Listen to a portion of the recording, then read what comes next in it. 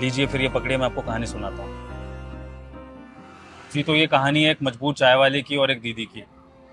एक चाय वाला जो बहुत ही मुसीबत में था, जिसकी दुकान नहीं चल रही थी, वो उधारी की ज़िंदगी जी रहा था। उसको अपना घर परिवार चलाने के लिए तुरंत पैसों की ज़रूरत थी। तभी उसको ना एक अमीर दीदी दिखी और उन दीदी की जेब से कुछ पैसे गिर गए थे।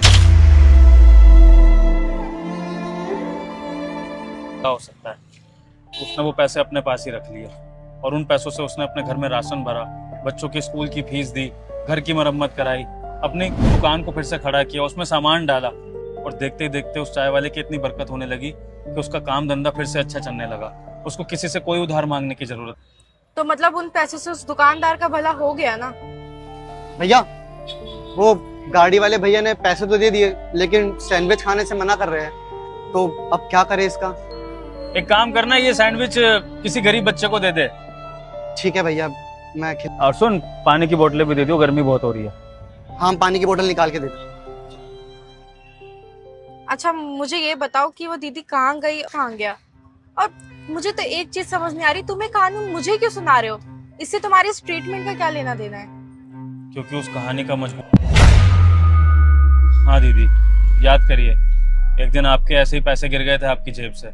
आपको उस टाइम पता नहीं लगा था, तो वो पैसे मैंने रख लिए थे और जो जो इस कहानी में बताया गया, मैंने वैसे ही उन पैसों को इस्तेमाल, कोई और रास्ता नहीं सूझ रहा था। मुझे माफ कर दीजिए दीदी, मैंने चोरी जैसा बुरा काम किया, लेकिन मैं उस समय मजबूर था। और दीदी, उन पैसों से जब मैंने चुराए थे, और दीदी आज वो दिन आ ही गया कि आप मेरी दुकान पर आ गई, इसलिए आपके साथ ये खास व्यवहार कर रहा था। और आपको मैं अभी वो पैसे देता हूँ जो। लीजिए दीदी, आपके वो चोरी किए हुए पैसे, जितने चुराए थे उतने ही वापस दे रहा हूँ। तुम्हें पता है मुझे उन पैसों की कितनी जरूरत थी? जिसको पैसे देने थे मुझे उसी दिन देने थे, लेकिन मैं नहीं दे पाई थी। मैं उस दिन बहुत परेशान हो गई थी। इसलिए नहीं कि मेरे पैसे चोरी हो गए थे, बल्कि इसलिए कि वो पैसे किस जगह पर किस तरीके से इस्तेमाल किए। बस ये पैसे ना एक ऐसी जगह इस्तेमाल हो जहाँ उस इंसान को पैसों की बहुत ज्यादा जरूरत हो। और देखो, भगवान ने मेरी सुन ली। भगवान ने वो पैसे तुम्हें दिए और तुमने उनका बहुत सही इस्तेमाल करा। दीदी, आपके इस कमाए पैसे में ना आपकी ईमानदारी दिखती है, तभी तो ये पैसा जब मेरे पास आया, मेरे घर में भी बरकत होने लगी।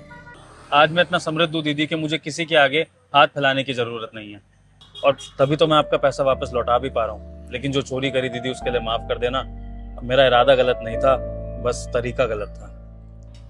शुक्रिया, मुझे बहुत अच्छा लगा कि मेरे पैसों से किसी का तो भला हुआ। ये मेरी खुशनसीबी है वैसे। लेकिन मैं आपसे एक बात